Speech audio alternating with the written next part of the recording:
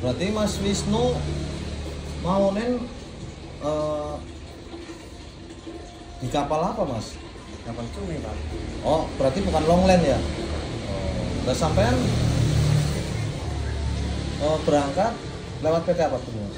PT Baruna Jaya Sentosa. Oh, BJS, Pak Reno ya kalau nggak salah, Pak Reno ya. Finish kontrak Mas? Ini Berarti berangkat bulan bulan apa ya? Ramai ini lagi. Agustus 2021. 2018. Lah, kalau 2018 2 tahun kan berarti 2020. Ini 2 tahun nggak berangkat lagi sih. Nggak berangkat lagi. Oh, berarti sampai terakhir berangkat 2018, terus pulang 2020. Iya. Terus nggak berangkat lagi. Nggak berangkat lagi. Oh, ngapain Mas? Kerja di Jakarta Pak. Kerja di Jakarta. Jakarta. Kerja apa? Di proyek kan Pak. Oh, kan. Oke. Agak sini Mas, biar ini lagi saya dokumentasi Mas. Tapi kok kenapa nggak ini ya? Nggak fokus. Oke. Nah, dulu 2018 Mas kerja lewat PT Baruna itu di gaji berapa Mas? Gaji $300. 300. Kapal Cina ya? Nah sekarang kan udah 2 tahun nih, 2 tahun berapa tahun? 5 tahun, 2020, 3 tahun ya? Iya. Kenapa berpikir pengen berangkat lagi, melaut lagi? Sementara udah 3 tahun nih, waktu yang cukup lama nih Mas. Apa yang alasan mendasar kenapa pengen berangkat lagi gitu? Nah, karena mencari kecukupan sih Pak. Berarti kerja di dalam negeri nggak cukup apa gimana? Ya bisa dibilang gitu kurang cukup lah, terlalu ngepras gitu. Terus apakah nggak ada niat misalkan aku kan sudah 2 tahun di mana, di luar nih, aku pengen kerja di kapal tapi di lokal gitu, di perikanan lokal gitu, itu nggak pengen gitu? Ya aku pengen sih Pak. Ada yang nawarin nggak? Belum ada. Belum ada. Terus kenapa pengennya di luar, terus pengennya di kapal apa gitu, di kapal bendera apa gitu Mas? Saya sih Taiwan, kalau nggak Taiwannya di Eropa ya. Kalau nggak Taiwan, Eropa. Nah kalau Mas berangkat 2018, pulang 2020, berarti dokumennya ini dong Mas, paspornya ini pas saya lihat paspornya sampai Agustus 2024. Iya, 1 tahun lagi. Ya, berarti paling nggak harus ganti paspornya, harus diurus. Karena kalau biasanya kalau Taiwan itu kan Mas pengennya ke kapal Taiwan.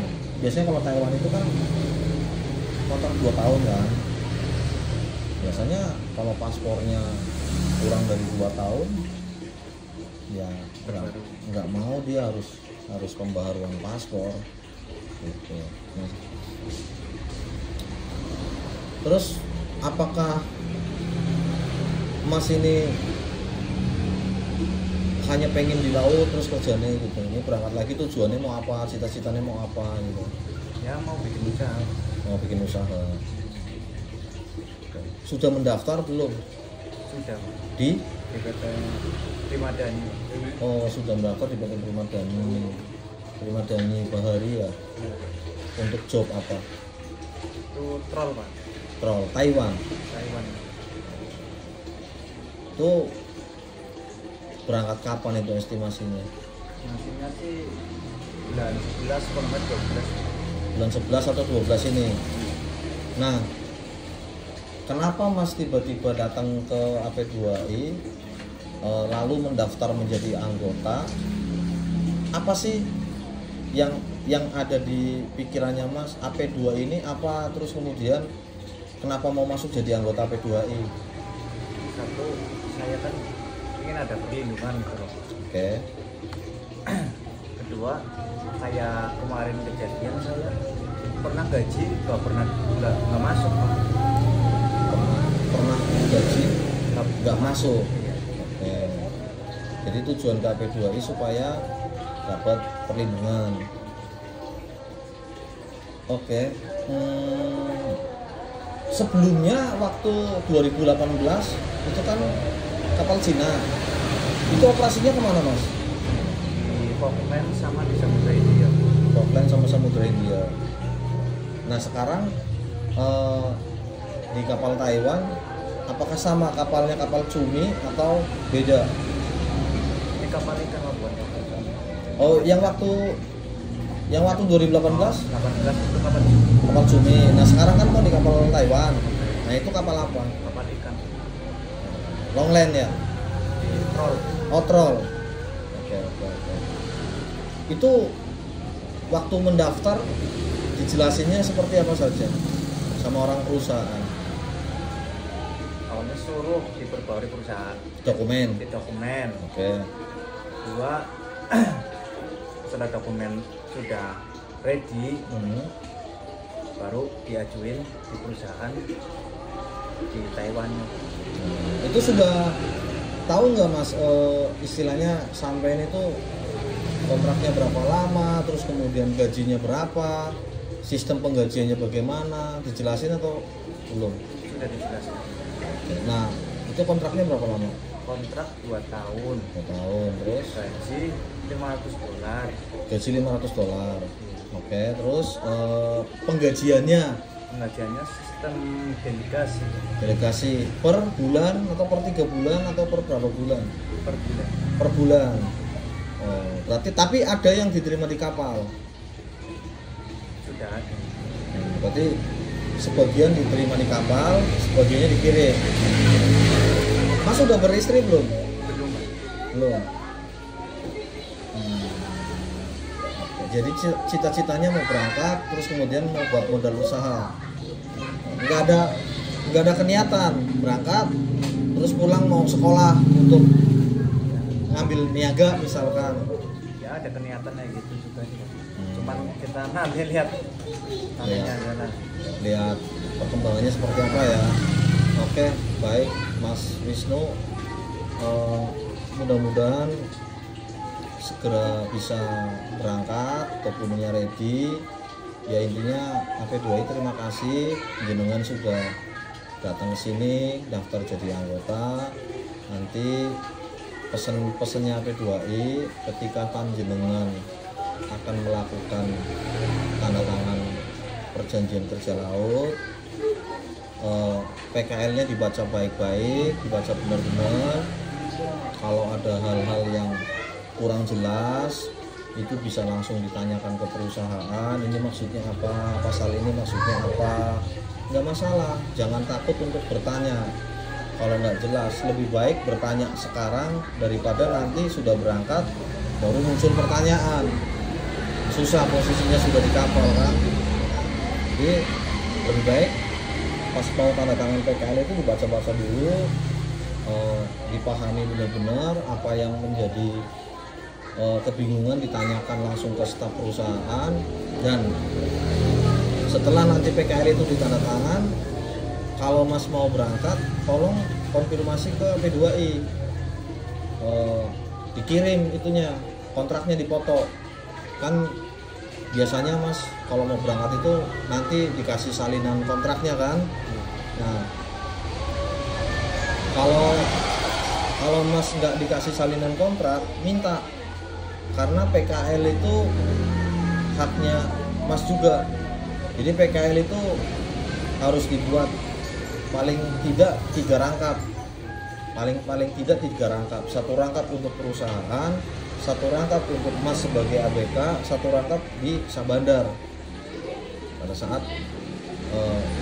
PKL-nya itu di-endorse, diketahui oleh Sabandar dan buku pelautnya disijil. Nah jadi ada kewajiban dari Mas sebagai anggota untuk melaporkan ketika Mas akan berangkat. Ketika Mas akan berangkat, seperti dokumen jati diri kayak model BST, KTP, KK, akte tadi kan saya udah dapat, organisasi udah dapat. Tinggal ketika Mas positif berangkat, nanti perjanjian kerjanya difoto dikirim ke AP2I juga. Jadi ketika Mas di sana di kapal suatu saat ada masalah, ada kendala, ada keluhan, di sini organisasi sudah nggak bingung, sudah punya semua dokumennya Mas, nggak minta dikirim lagi dokumennya gitu. Nah, itu fungsinya AP2I untuk bisa menjaga atau melindungi Mas ketika Masnya di sana lagi ada masalah itu. Dan itu juga berkaitan dengan sistem iurannya Mas, karena di AP2 ini kan ada iuran bulanan Mas. Biaya pendaftaran itu 150.000 untuk menjadi anggota. Nanti iuran bulanannya itu 30.000 per bulan. Tapi iuran itu berlaku hanya ketika Mas di kapal. Ya, berlakunya ketika di kapal, ketika kerja. Misalkan kayak Mas kemarin kan 2018 berangkat nih sampai 2020. Nah, itu setiap bulan tuh ada kewajiban iuran. Kalau misalkan dulu udah masuk jadi anggota, itu setiap bulan ada iuran 30.000. Nah, itu iuran itu bisa dibayar per bulan lewat keluarga di Indonesia, atau bisa dibayar per 3 bulan, atau kalau nggak mau bebanin keluarga, setiap kapal sandar dapat sinyal, Mas bisa hubungi AP2I, minta nomor rekening lalu transfer. Tapi kan dari 2020 sampai 2023 kan Mas di darat, yang tadi kerja proyek kan. Nah, itu nggak wajib, nggak bayar iuran gitu. Nah, itu sistem iuran di AP2I. Jadi bayar iuran bulanan 30.000 itu ketika posisinya bekerja di kapal. Kayak Mas Rian ya, Mas Rian ini kan sudah jadi anggota nih. Nah, itu cukup pendaftaran aja, dia nggak ada iuran bulanan karena masih di sini. Tapi nanti ketika Mas Rian berangkat, nah itu baru di situ mulai berlaku kewajiban yang 30.000 per bulan itu. Bayarnya bebas, mau per bulan bisa, per 3 bulan bisa, per kapal sandar juga bisa, atau ketika pulang pun bisa. Misalkan Mas Rian nih berangkat nih ke Spanyol atau Portugal misalkan, kontrak setahun setengah. Nanti pas pulang nih, setahun setengah pulang, tinggal ke sini bayarnya Pak, kemarin Pak saya 1 tahun setengah di kapal, tinggal 30 kali 18 bulan kan. Itu seperti itu. Tapi ada juga kewajiban anggota, misalkan di kapalnya lagi nyandar, terus kemudian Masnya ke darat, dapat ada signal ya, yang lebih bagus ya hubungin AP2I, nanya perkembangan, mengabarkan situasi dan kondisi sampean ketika di sana itu seperti apa, di kapal itu bagaimana kerjanya, terus kondisi makanannya seperti apa, kemudian gajinya lancar apa enggak. Nah, itu momennya sampean ketika kapal sandar dapat signal itu menghubungi AP2 itu mengabarkan kondisi sampean di sana, kondisinya seperti apa, gajinya lancar apa enggak, makanannya seperti apa, minumannya seperti apa, baju kerjanya seperti apa. Nah, nanti keluhan-keluhan atau ketika ada ketidakpuasan dari sampean ketika di kapal itu bisa disampaikan ke organisasi. Dari keterangannya sampean, misalkan Pak, ini kok ABK yang dari Cina, dari Taiwan kok baju kerjanya baru, tapi kami kok yang Indonesia baju kerjanya bekas gitu. Atau Pak, ini kok air minumnya jatahnya beda, yang di sana lebih banyak, kami lebih sedikit. Atau Pak, ini kan di sini 6 bulan nih baru sandar, tapi ternyata gajinya telat terus gitu. Nah, itu disampaikan Mas, disampaikan ke kami. Ya, momennya pada saat Mas punya sinyal dan kapalnya nyandar gitu, karena belum banyak kapal-kapal ikan yang ada wifi-nya kan, belum banyak. Ya ada, sebagian ada tapi belum banyak.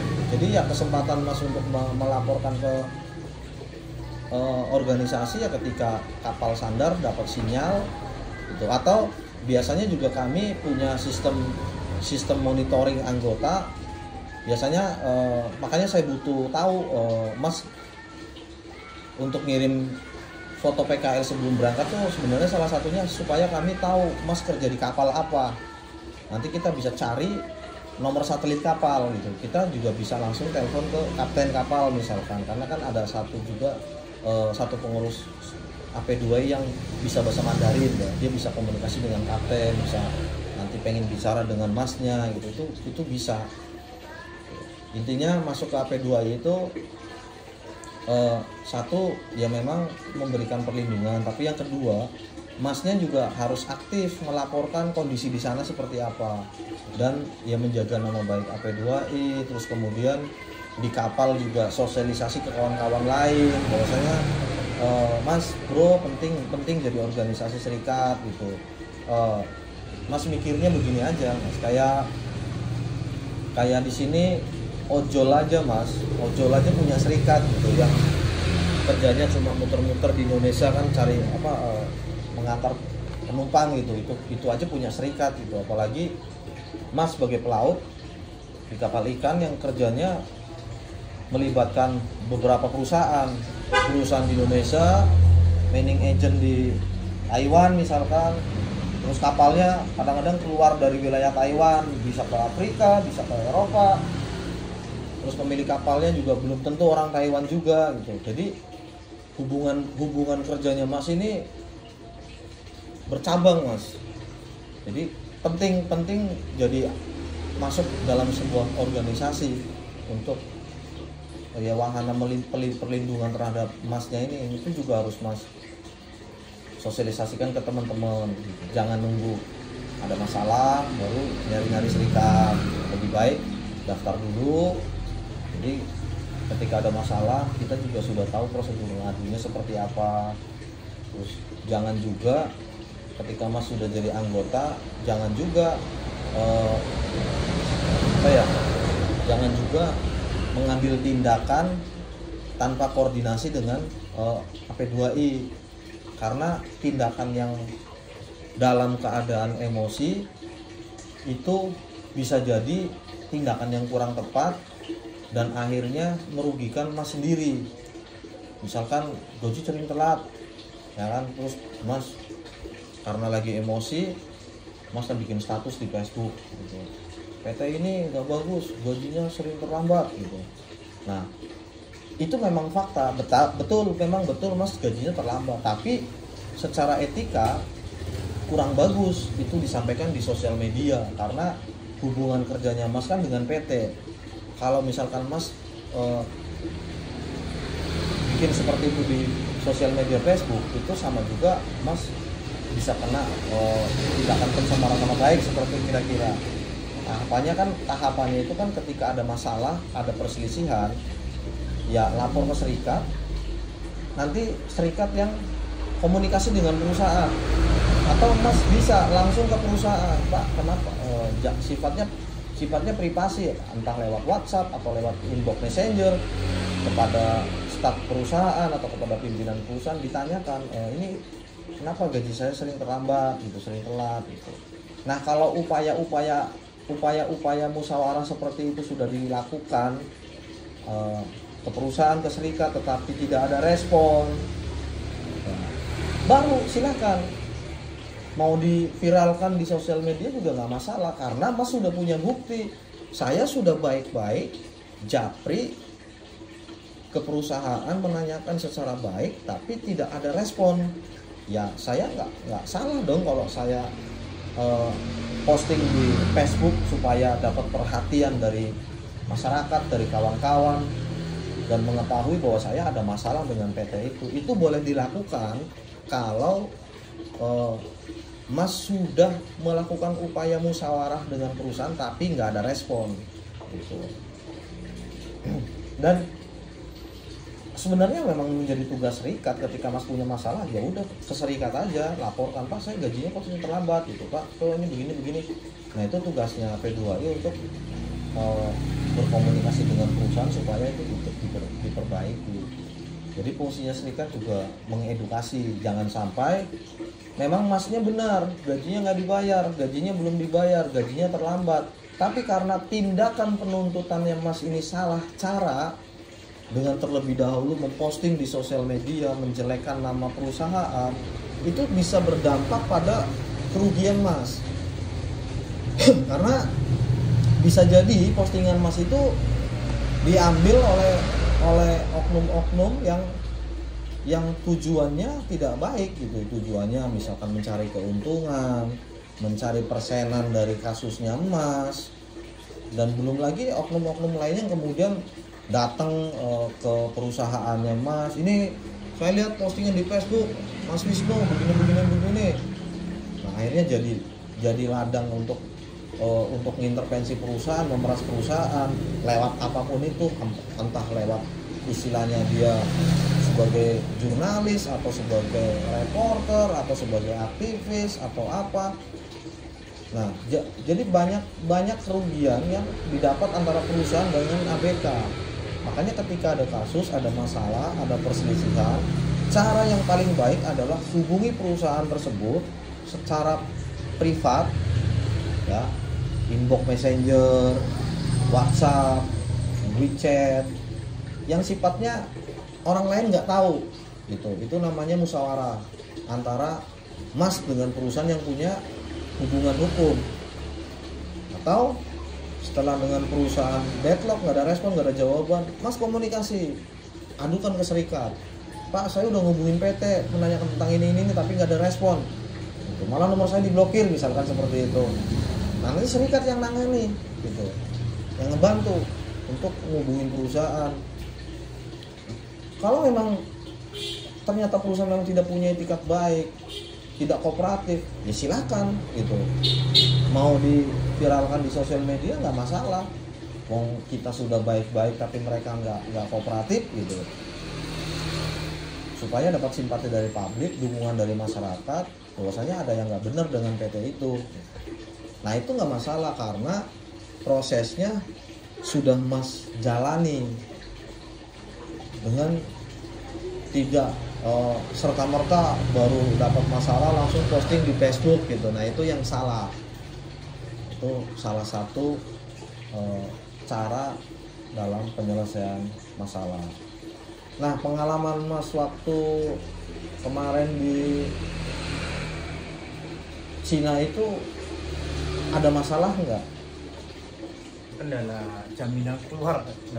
Jaminan nggak keluar. Sekarang kan jaminan udah nggak boleh kan? Dulu jaminan berapa itu? $900. Itu nggak keluarnya karena apa? Yang katanya nunggu transferan dari sana rasanya gitu. Nunggu transferan dari sana. Saya tunggu sampai berapa bulan? 3 bulan apa 2 bulan baru dikasih. Oh tapi akhirnya keluar jaminannya. Iya. 2 bulan sampai 3 bulan. Nah berarti sistem penggajiannya Mas dulu 2 bulan 3 bulan ya? 3 bulan ya? 3 bulan. Oh, berarti mungkin jaminan itu kan begini Mas, jaminan itu ada yang di perusahaan sini, ada yang dipegang di sana. Nah mungkin dalam kasusnya Mas tersebut dulu, mungkin jaminan dipegang di sana, terus kemudian di sana juga keluar uangnya per 3 bulan, sesuai dengan penggajiannya per 3 bulan kan, mungkin juga nunggu rincian per 3 bulan, kemungkinan seperti itu. Tapi secara keseluruhan lancar berarti, kayak gaji lancar gitu. Tapi ada keterlambatan nggak? Ada keterlambatan. Berapa hari biasanya terlambat? Penat sampai sebulan Pak. Sampai sebulan. Nah makanya sekarang kan Mas jadi anggota serikat. Nah itu bisa dilakukan Mas, ketika Mas dapat sinyal internet nyandar, Pak ini gaji saya terlambat. Fungsi AP2I adalah menghubungi perusahaan untuk menyampaikan apa yang Mas sampaikan. Itu anggota P2I atas nama ini berangkat lewat perusahaan Anda, gajinya telat, bahkan sering telat gitu. Nah itu tugasnya kami Mas, mengingatkan perusahaan.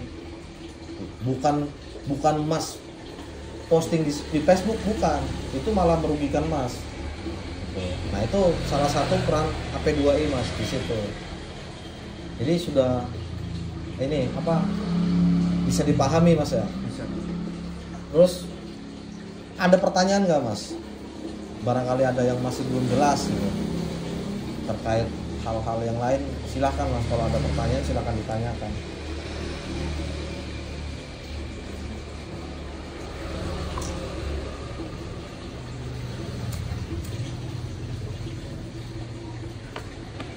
Ya, yang apa yang ganjel yang perlu ditanyakan silakan.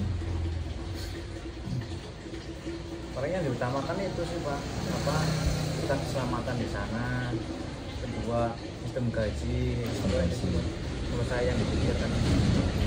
Ya makanya kalau bisa ya itu tadi Mas, pada saat akan tanda tangan kontrak kerja dibaca baik-baik.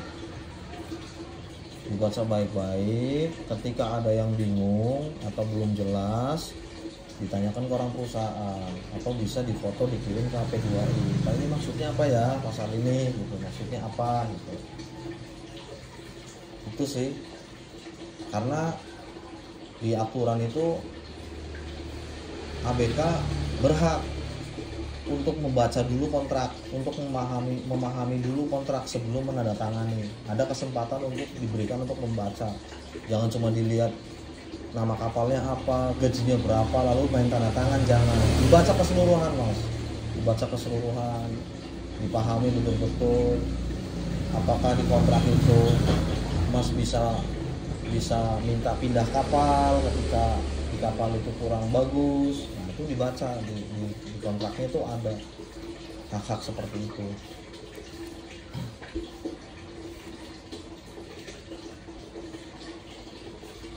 Mas Rian ada pertanyaan nggak nih? Barangkali mau bertanya. Ini kayaknya udah nggak level Taiwan ini kayaknya. Udah nggak level. Iya. Mau naik ini. Bayangannya udah Eropa aja nih Mas Rian ini. Pin Eropa pin yang macet. Pin yang macet banget. Pengennya, tapi jarang Mas. Eropa agak prosesnya ya Pak ya? Iya, Eropa jarang yang prosesnya cepat, itu jarang. Ya mayoritas standar ya seperti itu lah.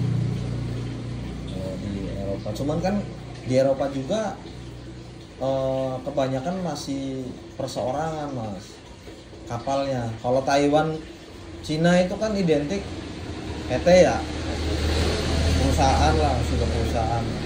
Tapi kalau Eropa kayak model Itali, Prancis, Portugal, ya ada juga PT, tapi kebanyakan masih perorangan maksudnya. Pemilik pribadi masih seperti itu, masih banyak. Ya kayak di Indonesia lah. Di Indonesia kan banyak kan kayak gitu kan, ada orang kaya yang haji biasanya kan punya 5 kapal, 7 kapal, tapi dia nggak bikin PT gitu. Perorangan itu masih banyak di Eropa. Dan di Eropa banyakan juga yang harian itu, yang berangkat pagi pulang sore, berangkat malam pulang pagi.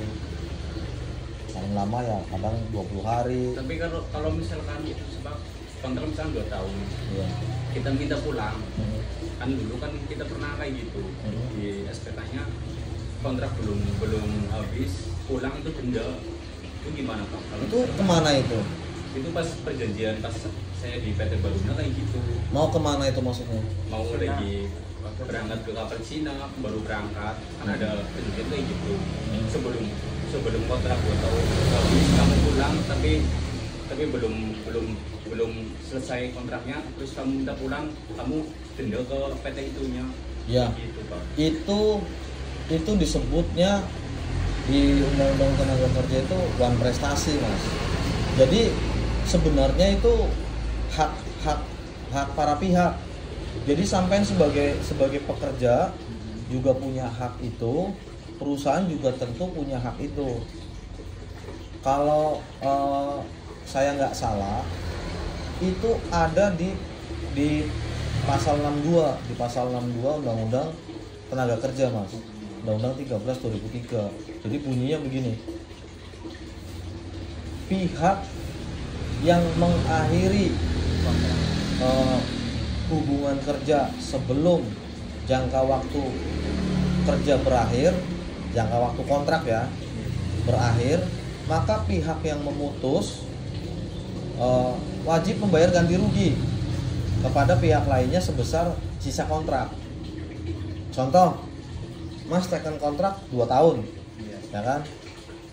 Baru 1 tahun, Masnya tanpa kesalahan apapun dipulangkan, dipecat. Nah itu Mas punya hak untuk menuntut sisa kontrak yang setahun, Mas. Karena saya nggak memutuskan kontrak ya Pak. Ya. Nah dalam kasus Mas ini kan Masnya yang minta pulang kan, kira-kira begitu. Berarti kan yang memutus kontrak pekerjanya. Ya perusahaan juga punya hak untuk, sebenarnya punya haknya ya untuk sisa kontrak gitu Mas. Misalkan baru setahun, ya pekerja harus ganti rugi 1 tahun sisa kontrak itu. Cuman biasanya kan perusahaan dia menetapkan kebijakan namanya penalti ya, denda ya. Kalau besarnya saya nggak tahu apakah lebih besar dari sisa kontrak itu atau lebih kecil gitu. Tapi intinya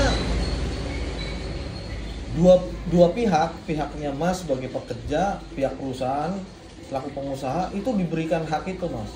Tinggal dilihat kronologisnya. Siapa yang memutus? Memutus kontrak dulu. Iya, kalau yang mutus perusahaan, pekerja bisa nuntut.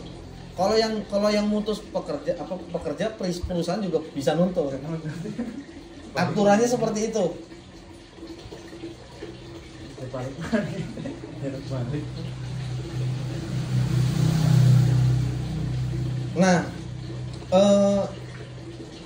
apa yang mendasari Mas Rian ini pengen lompat dari Taiwan ke Eropa? Ya pengennya mah biar gajinya juga lebih Pak, ketimbang dari Taiwan. Taiwan kan gaji segitu, UMR Taiwan segitu. Ya. Jadi pengen lebih gede lagi lah. Pengen penghasilannya lebih gede lagi ya. Mas Rian masih sendiri atau udah berkeluarga? Sendiri. Oh, masih sendiri. Berarti ini mau berangkat sekali lagi terus pulang mau acara gitu. Sudah ada calonnya? Alhamdulillah ada Pak. Oh, sekampung? Enggak jauh, beda daerah. Beda daerah. Tapi masih satu provinsi. Udah beda. Jawa Barat, Oh, Jawa Barat. Kenal di mana? TKW. di pas satu di Jakarta, kerja di Jakarta. Saya pikir pas di luar ya kan. Jalan-jalan dapat Iya, jalan-jalan dapat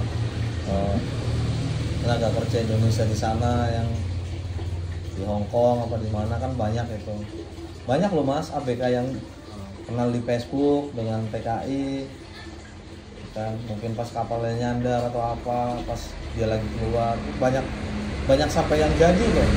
Tapi kayak misalkan keluhan sisa gaji kapal di kapal nggak keluar gimana Pak? Nah itu juga menarik. Makanya tinggal dilihat di kontrak kerjanya. Di kontrak kerjanya itu gaji di atas kapal itu bagaimana? Apakah itu tanggung jawab perusahaan sini atau tanggung jawab di sana? Nah kebanyakan kasus kan seperti itu Mas. Gaji kapal biasanya $50 atau $100. Nah kalau saran dari AP2I sendiri soal gaji kapal ya, soal gaji kapal itu akan lebih baik diselesaikan di sana. Jadi ketika Mas finish kontrak mau pulang, jangan mau pulang sebelum Mas dapat kejelasan gaji kapalnya Mas. Saya minta rinciannya, misalkan saya jadi Mas, saya minta rincian bon saya berapa, pengambilan rokok ya kan, terus makanan ekstra itu kan ada pasti Mas kasih bon kan, misalkan susu atau kopi atau apa, Sprite, Fanta. Nah itu sebelum pulang diminta rinciannya, saya bonnya habis berapa ya, gaji kapal saya berapa, ada sisa berapa, diminta. Nah, tapi biasanya ada kapten kapal yang kemudian bilang, itu nanti kalau kamu pulang ke Indonesia, itu sudah dikirim ke perusahaan di Indonesia. Itu jangan mudah percaya. Kalau kapten kapal bilang seperti itu, mana bukti transfernya? Minta ke agensi. Bukti transfernya mana? Dari agensi ke perusahaan di Indonesia. Minta bukti transfernya. Kalau memang benar bisa menunjukkan bukti transfer, nah itu bisa dituntut di Indonesia, Mas.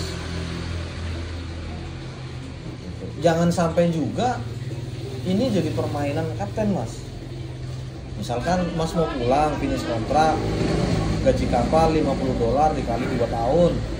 Kan ada 1.200 misalkan, 1.200, kasbonnya ternyata selama 2 tahun itu Mas cuma 800 misalkan, berarti kan masih ada $400. Nah, jangan sampai $400 itu sebelum Mas pulang, agensi sudah kirim ke kapten. Tapi kapten nggak ngasih.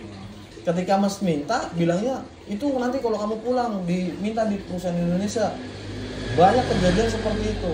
Tapi sampai di Indonesia, kita AP2I sulit, Mas. Sulit untuk menuntut perusahaan karena tidak ada bukti.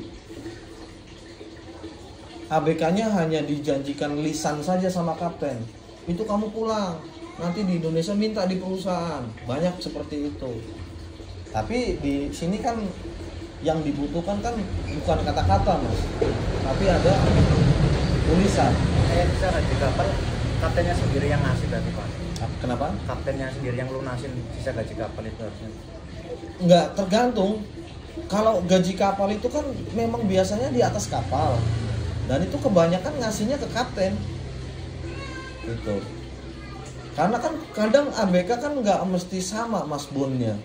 Misalkan Mas ngambil rokok kadang 5 selop, yang lainnya bisa 7 selop, bisa 3 selop. Jadi namanya juga kan gaji kapal, Mas. Makanya ada delegasi, itu kan berarti delegasi adalah agensi kirim ke rekening keluarga Mas, atau ada yang lewat perusahaan dulu karena masih punya potongan dokumen misalkan, baru ditransfer ke keluarga. Ada juga sekarang yang langsung, Mas, yang langsung dari agensi ke rekening keluarga. Nah, sebagiannya lagi yang tadi gaji kapal itu dikirimnya ke kapten, Mas. Gitu. Masalahnya dulu pernah kayak gitu sih, Pak. Pas di Kata Baruna, pertama saya berangkat kayak gitu. Sisa gaji kapal udah pernah keluar. Terusan di pulang itu saya kan berangkat dari Singapura. Pulangnya lewat Batam. Itu kapal pun nggak ke tepi. Nggak ke tepi, di tengah. Iya, di tengah. Kayak transit gitu. Kalau naik speed. Gitu. Terus saya minta sisa gaji kapal, bilangnya nggak ada. Gitu, Pak. Di kaptennya bilang udah dikirim lewat agent itu, ntar dikirim lewat Indo langsung gitu. Kaptennya bilang kayak gitu, Pak. Nah, di situ celah untuk minta bukti. Mana buktinya? Ini susah di Indonesia kalau nggak ada buktinya. Karena memang itu kan gaji di atas kapal kan gitu, Mas. Gaji kapal loh, Mas, bukan gaji delegasi loh. Jadi kalau Mas punya bukti, mana bukti transfernya? Atau kalau nggak, bikin surat, kaptennya suruh bikin surat pernyataan bahwasannya sisa gaji kapal sudah dikirim ke PT di Indonesia. Nah, kalau ada surat itu, nanti AP2I sebagai organisasi, ini misalkan Mas anggota AP2I atau perusahaan, bisa komplain ke sana, Mas. Bisa komplain ke agensi atau ke yang punya kapal. Di situ nanti akan ketahuan siapa yang bermain. Apakah agensinya yang di sana memang yang belum bayar? Apakah agensinya sudah bayar ke kapten tapi kaptennya yang nggak ngasih? Atau perusahaan di Indonesia? Kalau misalkan Mas bawa surat pernyataan dari kapten atau bukti transfer PT di Indonesianya ngelak, kan nggak mungkin ngelak, Mas, karena sudah ada bukti transfernya. Nah, kalau misalkan Mas sudah ngasih bukti itu terus perusahaan nggak berani ngomplain ke sana, berarti kan benar sudah dikirim ke sini. Jadi itu memang masalah klasik yang sering dihadapi ABK Indonesia yang tidak punya keberanian untuk meminta rincian atau meminta bukti. Soalnya namanya juga gaji kapal, berarti harusnya diterima di kapal, kan gitu. namanya juga gaji kapal, berarti harus diterima di kapal. Nah ketika kapten kapal bilang sudah dikirim ke Indonesia atau nanti minta di Indonesia, minta buktinya. Kalau sudah dikirim minta bukti transfernya. Kalau dia bilang nanti akan dikirim, kan beda. Sudah dikirim dengan nanti akan dikirim kan beda. Kalau bilang sudah dikirim ke Indonesia, minta bukti kirimnya. Kalau nanti akan dikirim, bikin pernyataan akan dikirim. Jadi surat itu nanti bisa dijadikan di sini untuk komplain ke sana. Karena saya pernah dapat aduan seperti itu.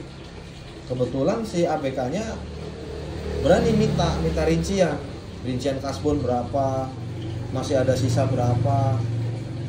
Pas bawa pulang, PT yang di sini memang belum menerima. Dikirimlah ke sana ke agensi. Ternyata agensi sudah kirim ke kapten. Nah gaji itu sisanya dimakan kapten berarti kan kayak gitu. Jadi kita juga sebagai ABK harus jeli, harus pintar membaca situasi seperti itu. Kalau gaji delegasi nggak keluar, ya memang PT Indonesia harus tanggung jawab gitu. Tapi kalau gaji kapal, PT di Indonesia sifatnya membantu menanyakan ke sana. Tapi ketika menanyakan tanpa bukti kan agak susah. Tapi kalau Mas punya buktinya, ini pernyataan kapten bahwasanya saya harus pulang dulu, nanti dikirim.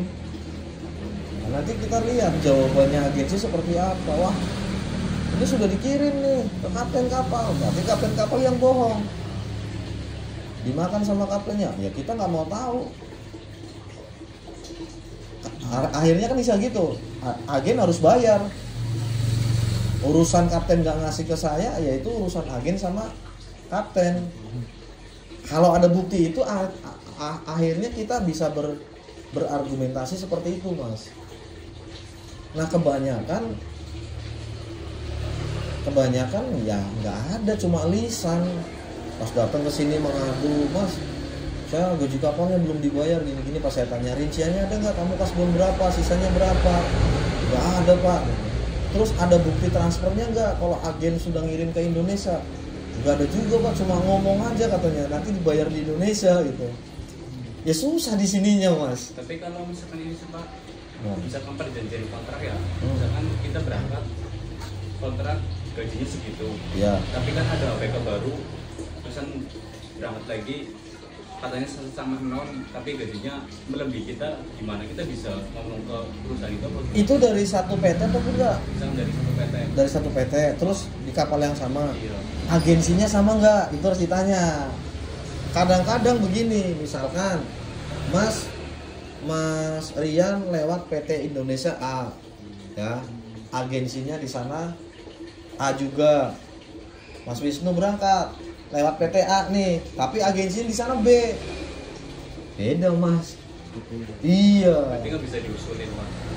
Kalau beda agensi di sana nggak bisa, karena kan gini, MOU perusahaan di Indonesia dengan MOU perusahaan di Taiwan misalkan, itu juga kan beda-beda Mas. Kesepakatannya beda-beda. Yang bisa dikomplain adalah Mas berangkat dari Indonesia di PT yang sama, di kapal juga dari agen yang sama.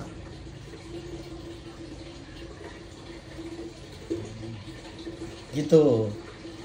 Makanya baca baik-baik perjanjian kerja, tanyakan, Mas ini kerja di kapal Taiwan, agensinya siapa? PT apa namanya? Mas PT apa namanya? Kalau PT di sananya beda, ya kalau gajinya beda, ya jangan komplain. Karena itu kan sesuai perjanjian PT di sini dengan di sana. Kecuali tadi dari PT yang sama di Indonesia, di Taiwannya juga PT yang sama, Kalau beda itu baru boleh komplain. Kalau misalkan kita mau berangkat ya Pak, terusan minta dokumen yang untuk berangkat kita baca-baca tapi nggak boleh dikasih, gimana Pak? Harusnya boleh. Harus. Masalahnya kejadian temen saya kemarin kayak gitu Pak, minta SPK-nya katanya nggak dikasih, jadi nggak tahu gaji satu bulannya berapa, cuma tahu 450 doang gitu, nggak tahu ada jaminannya apa enggak, terusan pulang jadi bermasalah kayak gitu Pak. Itu kalau boleh tahu lewat PT apa? Nggak tahu sih. Oh, PT-nya? Katanya PT Tegal. PT Tegal tapi nggak tahu nama PT apa. Oh, itu ya harusnya temennya Mas itu jangan tanda tangan kontrak karena punya hak untuk menolak. Nah, saya mau kerja tapi saya baca perjanjian kerjanya nggak boleh. Iya lah, buat apa? Itu sampai dibawa kemanapun menang Mas. Temennya Mas itu menang. Lalu misalkan menolak terus kemudian kena denda gitu, ya perkarain aja Mas, suruh datang ke AP2I aja, itu menang itu. Lah logikanya Mas mau kerja, tapi kerja saya apa, di mana, di kapal apa, sistem gajiannya seperti apa, nggak boleh baca kan? Nah, sama aja ini nyari jarum dalam jerami kan. Nah, di situ harusnya teman-teman atau temannya Mas punya keberanian untuk menolak. Saya tidak mau tanda tangan kalau saya belum baca. Tapi itu yang terjadi, nggak nolak. Tanda tangan. Nah, itu. Udah di sana. Baru. Harus. Nah, Dia ngasih tuh hari-hari yang mepet gitu loh Pak. Mau Kenapa? berangkat baru dikasih SPK gitu loh. nggak masalah Mas. Yang penting Mas punya waktu, dikasih waktu untuk membaca. Gitu. Dibaca, kalau nggak sepakat jangan tanda tangan. Kalau nggak sepakat, Kalau misalkan kita berangkat ya Pak, terusan di SPK-nya kita bendera Taiwan, tapi nyampe sananya nggak bendera Taiwan, terusan bendera Taiwan di mana Pak? ya itu Saya Cina apa gimana? ya itu menyalahi kontrak. Menyalahi kontrak. Misalkan begini, Mas di sini mau berangkat, tanda tangan PK-nya, perjanjian kerjanya, di situ tertulis nama kapal A, bendera kapal Taiwan. Tiba-tiba di sana kok kapalnya B, benderanya Cina gitu ya. Itu Mas bisa melapor. Nggak sesuai kontrak. Dan itu tindakan pidana Mas. Mempekerjakan orang tidak sesuai dengan perjanjian kerja. Sembarangan ikutnya Pak. Iya, itu nggak boleh Mas, nggak boleh. Kecuali begini Mas, nih Mas dikontrak kerja di kapal A, ya, bendera kapalnya Taiwan, tapi nyampe sana ternyata kapal B, tapi benderanya masih Taiwan, dan ternyata masih dimiliki oleh perusahaan itu bisa. Karena biasanya di PKL itu ada ditulis bekerja di atas kapal A atau pada kapal-kapal yang dimiliki atau dioperasionalkan oleh, iya. Kalau masih satu benderanya sama sesuai perjanjian PKL misalkan Taiwan, terus di kapal yang berbeda tapi masih dimiliki atau masih dioperasikan oleh perusahaan itu nggak masalah. Yang masalah tuh yang tadi Mas tanyakan, kontraknya kapal A bendera Taiwan, nyampe sana kapal B bendera Cina. Nah, itu pelanggaran. Mas bisa buat laporan. Tuh. Nah, makanya tadi pahami baik-baik perjanjian kerja, disimpan. Kalau bisa setelah tanda tangan itu difoto, simpan di Google Drive. Jadi sewaktu-waktu, karena kalau fisik kertas kan bisa aja di kapal kena air, kena apa kan, atau rusak, kemakan apa gitu kan, atau nyelip hilang. Tapi kan kalau di handphone kan udah nggak hilang gitu. Di scanner pakai HP, disimpan di Google Drive. Jadi sewaktu-waktu ketika di kapal ada kebingungan kok saya jadi begini, kerjanya kok begini, baca lagi. di perjanjian saya kapalnya benderanya Taiwan, kenapa ini kapal Cina gitu. Nah itu bisa komplain gitu mas, punya hak itu untuk komplain, punya hak untuk komplain, termasuk meminta kalau nggak bisa pindahkan saya ke kapal yang sesuai dengan kontrak ya pulangkan saya. Nah pemulangan itu bukan mas yang mutus jatuhnya, jadi nggak kena denda. Karena yang salah itu perusahaan, salah di awalnya menempatkan pada kapal yang tidak sesuai dengan perjanjian kerja.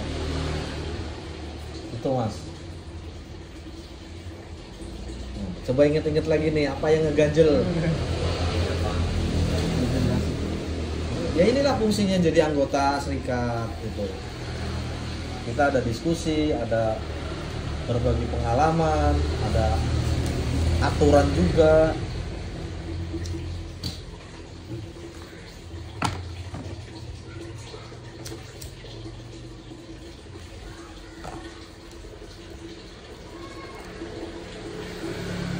Tapi kalau mas ini kan niat ke Eropa.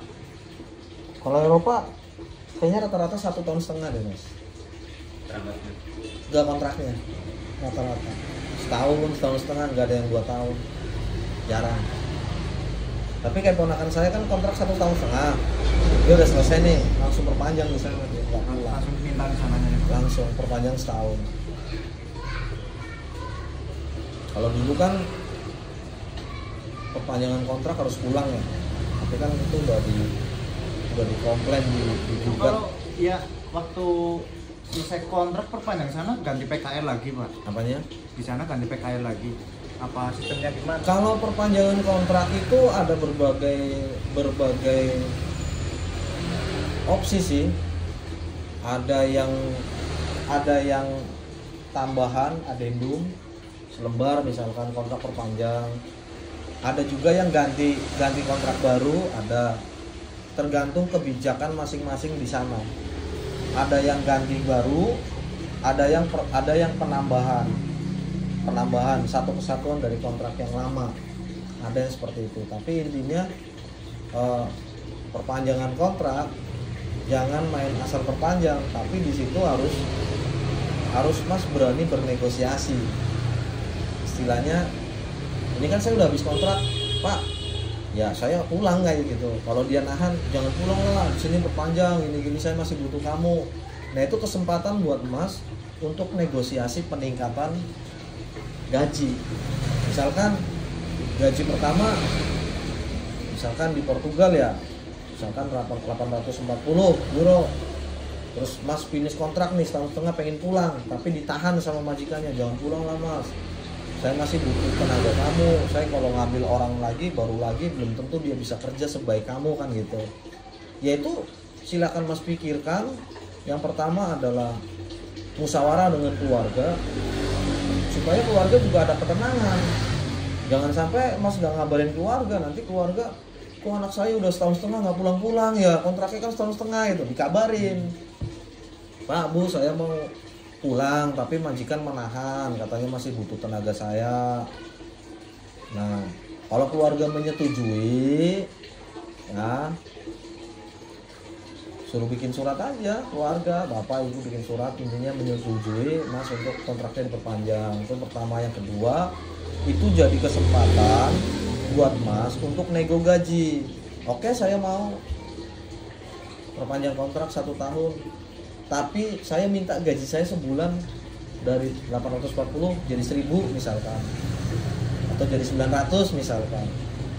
Habis itu sebenarnya momen untuk mas seperti itu. Iya, jangan mas jangan pulang lah perpanjang kontrak. Oke pak, langsung gitu, jangan. Jadikan itu alat negosiasi untuk meningkatkan penghasilannya. Karena artinya ketika seseorang sudah menyelesaikan kontrak kerjanya, terus dia mau pulang ditahan sama perusahaan di sana, artinya dia suka dengan kerjanya orang itu dan dia berharap dia bertahan di situ. artinya dia butuh. Nah kalau dia butuh, ya Mas di situ punya poin untuk nego. Ya sudah, saya mau perpanjang Pak, kalau gajinya sekian kan, gitu. Ya yang penting mintanya juga masuk akal kan gitu, jangan dari 840 langsung 1.500 ya. 2 kali lipatnya. Ya udah nih tiket pulang sana kan gitu. Ya itu kan perlu juga tanya sama kawan-kawan lain yang sudah lama di sana. Kamu Mas berangkat ke sana, ya di sini sudah berapa lama? Sudah berapa kali perpanjang misalkan? Oh saya baru sekali perpanjang. Nah dari gaji pertama sampai perpanjangan tuh gajinya berapa Mas? Oh saya minta naik 100, 200. Ya kurang lebih ya segitu. Tuh. Jangan Naik 2 kali lipat. iya, nanti ya udah sekarang aja nggak usah nunggu nanti nih tiket. Beres-beres. Tapi kalau misalkan kita daftar ya Pak, PT, terusan orang PT menjanjikan kita nanti 3 bulan pasti berangkat, terusan belum berangkat gimana Pak? Nah, itu kalau bisa teman-teman tuh minta surat, dibuatkan berita acara pada saat datang, membawa dokumen, disitulah dibuat perjanjian. Jadi PT-nya argumentasinya nanti kamu 3 bulan berangkat, ya kamu jawab aja ya udah kalau bisa dibuat surat lah Pak biar sama-sama enak. Gitu. Misalkan nih sebelum perjanjian kesepakatan misalkan PT menjanjikan 3 bulan berangkat, nah, Mas harus berani bilang kalau misalkan sebulan belum 3 bulan saya mundur, saya cabut berkas, apa sanksinya? Itu harus ditanyakan. Ya barangkali misalkan kita nggak tahu namanya orang, misalkan Mas pikirannya berubah, ada tawaran yang lebih bagus, atau ada musibah keluarga yang nggak bisa ditinggal, misalkan ada anggota keluarganya yang meninggal dunia atau sakit kritis yang membuat Mas kemudian harus di rumah untuk merawat dulu kan, itu harus ditanyakan. Kalau saya sebelum 3 bulan ini cabut berkas, mundur, apa sanksinya? Itu harus jelas. Yang kedua, misalkan lewat 3 bulan saya nggak diberangkatkan, apa juga perusahaan sanksinya? Saya dapat apa? Itu harus ditanyakan. Misalkan, ya sudah kalau misalkan mundurnya, Mas misalkan ya udah saya punya kebijakan kalau ini saya kan dijanjikan 3 bulan, tapi 3 bulan lewat saya nggak berangkat. Ini kalau masih mundurnya 1 bulan, oke lah. Tapi kalau lewat 1 bulan, ya PT harus kasih saya 1 bulannya. Apakah UMR Jakarta, UMR Tegal misalkan 2 juta, itu silahkan disampaikan, didiskusikan dengan orang perusahaan. Nanti pasti akan ada jawaban dari perusahaan seperti apa. Tapi kita nggak bicara masalah nominal ya. Intinya ada perjanjian, ada kesepakatan. Jadi jelas posisi hukumnya.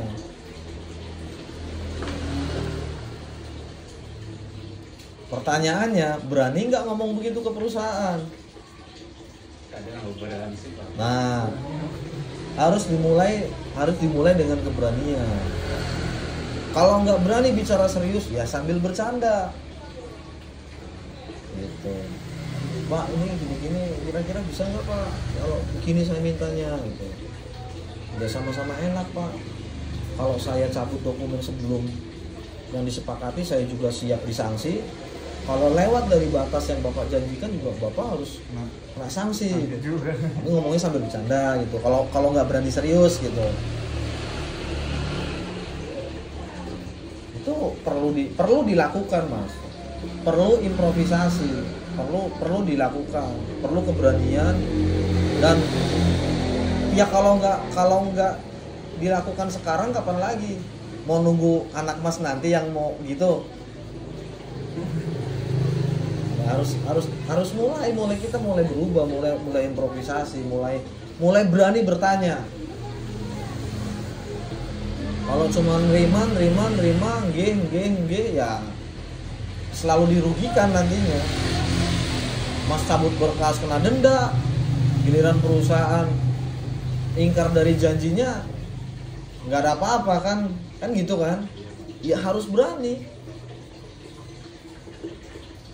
bilang.